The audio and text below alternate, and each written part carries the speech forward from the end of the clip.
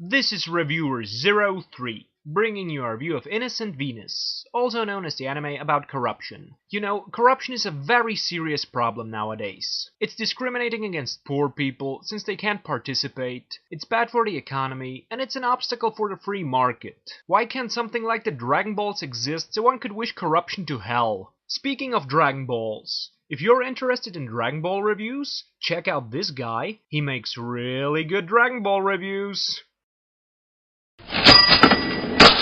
Now, what were we talking about? Yes, corruption. It's a horrible, horrible thing. People participating in it should be ashamed. And now that I have my money, let's start with the backstory of this anime. In 2010, Earth was hit by a series of hyper-hurricanes which killed billions of people and nearly destroyed human civilization. To recover from this apocalyptic event, the Japanese government established special economic zones. These zones got the top priority in terms of reconstruction, resources, workforce and so on, sucking dry the rest of the country. The people of these reconstructed areas came to be known as the Logos, while people living outside of them were called Revenants. To prevent any form of uprising, the organization Phantom was founded, which is something like the NKVD. What's that, comrade? You have stolen water from the river? You get the death sentence, my friend! Now, the level of technological and economic improvement in these reconstructed zones was so great that Japan's neighbors launched an invasion hoping to acquire new technologies and resources. And although massively outnumbered, the Japanese military managed to annihilate the invasion force through the use of mechas called gladiators. However, to function properly, the gladiators need special nerve tissue, but being connected with this tissue takes such a heavy toll on the pilots that most of them go insane or die. So to be able to mass produce the gladiators, Phantom started the Vulcan project. A project that tried to create nerve tissue that wouldn't kill the pilots of these machines. And this is the point where the actual story begins. Innocent Venus takes place in Japan in the year 2035,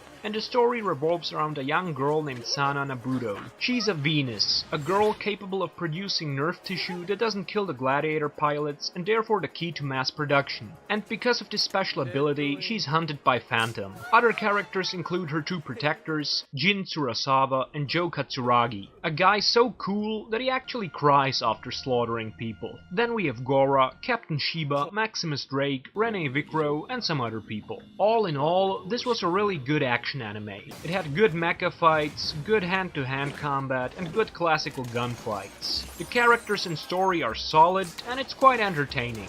Another thing I liked was the soundtrack. For a 12-episode anime, it has a lot of various music pieces ranging from European classical music to intense action music. And many of the music pieces have a Japanese touch, which makes them quite interesting. The animation was okay and even interesting since the mechas were done with CGI, but the anime managed to merge classical animation and CGI quite well. I also liked the opening sequence. In the first 10 minutes or so, the anime manages to introduce the most important characters, show some really good action, and explain a large part of the backstory. As for the bad parts, there were none. So I'm giving this anime a good 3.5 out of 5 points. It's the type of anime that makes nothing wrong and avoids all mistakes, but where the good parts are not good enough to justify a higher ranking. It's a nice, short and uncomplicated action anime that manages to keep you interested and entertained until the last episode. So this anime is exactly right for you if you like mecha animes and if you're overfed with epicness or complicatedness of other mecha animes.